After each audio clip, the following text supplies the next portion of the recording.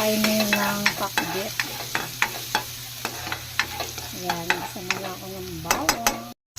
Nailig ko na ang sibuyas at kamatis. Ayan.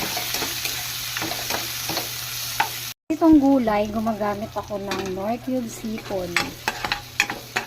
Basta nagluto ako ng gulay, laging may Knorr Cube sipon. Ayan.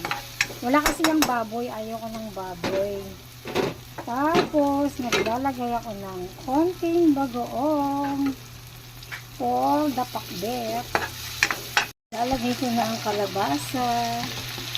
Siyempre, siya yung matigas, kaya siya yung uunahin. Yan ang turo ni Kamaming. Hugasan ko? Unahin ng matigas. Ako na bahala dyan. Iuhulog ko na ang iba't ibang gulay. Ayan.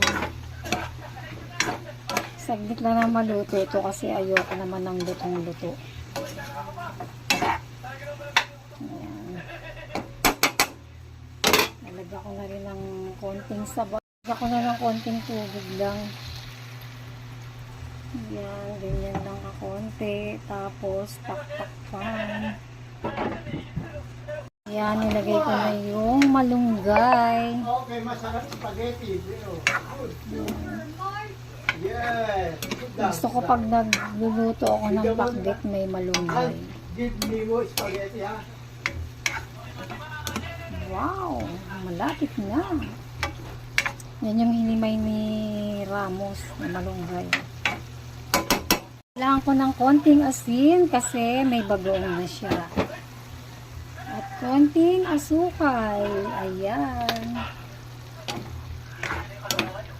Lapit na siyang maluto. Ayan, okay na yan. Thank you for watching.